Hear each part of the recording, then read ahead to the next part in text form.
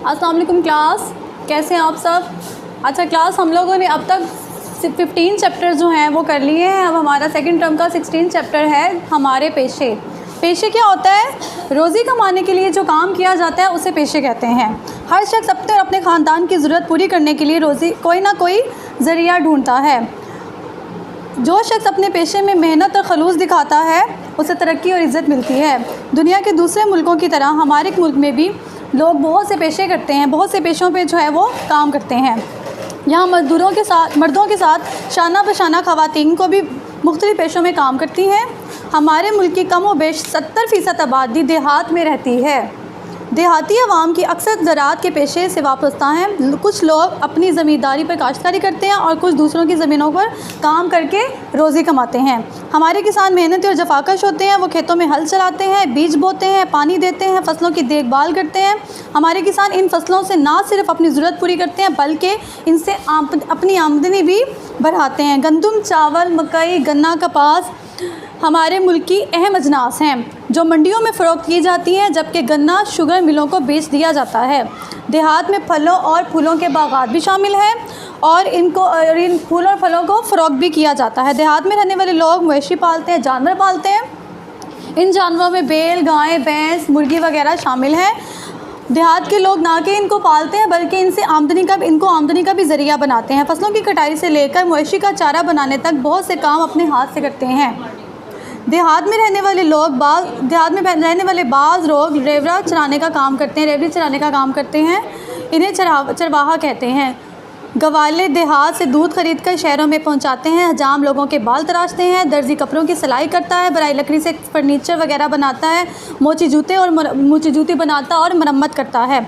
ममार मुकामात और दुकानें तामीर करता है। देहात में स्कूल भी होते हैं जहाँ उस्ताज़ लड़कियों और लड़कों को तालीम देते हैं। बाज़ देहात में मराकज़ सेहत भी कायम हैं जहाँ डॉक्टर और डिस्पेंसर वगैरह काम करते हैं। देहात में रहने वाले बाज़ ख़वानदा और नाख़वानदा अफराद रोज़गार के लिए शहरों का रुख करते हैं। शहरों में भी दर्जी, हजाम, मोची, कम्हार, तरखान और गवाले वगैरह होते हैं। शहरों में दीगर हुनरमंद भी होते हैं। इनमें सुनार, शीशा साज, प्लम्बर, घड़ी साज, हलवाई और रंग साज वगैरह के साथ साथ कंप्यूटर, गाड़ियों और बिजली या गैस से चलने वाली अशिया के कारीगर शामिल हैं। बसों और वैगनों में ड्राइवर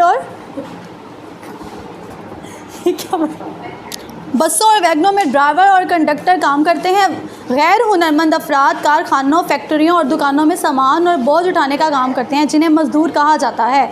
शहरों के तालीम याफ्ता अफराद मर्द व ख़वातीन आम तौर पर सरकारी और गैर सरकारी दफातर या अदारों में काम करते हैं और अपनी खिदमात के इवज़ तनख्वाह वसूल करते हैं। इनमें इंतज़ामी अफसरान, इंजीनियर, डॉक्टर, उस्तादा, बैंक मुलाजमीन और वकला, नर्सें और क्लर्क वगैरह शामिल हैं। हमारे नौजवान पुलिस और फ़ौज में भी मुलाजमत इख्तियार करते हैं।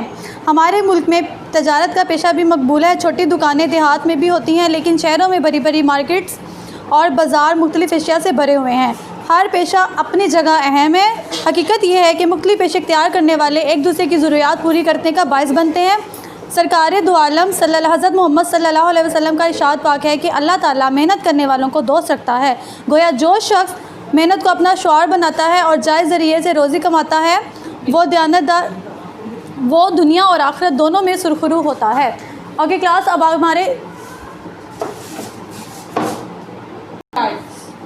अब अल्फाज मायने हैं इसके। शाना बशाना, साथ साथ, जफाकश, मेहनती, अजनास, फसलें, सुरखरू, कामयाबी, ख़वानदा, पढ़ा लिखा, वाबस्ता, जुड़ा हुआ, शौर, तरीका, फ़र्ज़ शनास, अपने फ़र्ज़ को पहचानने वाला।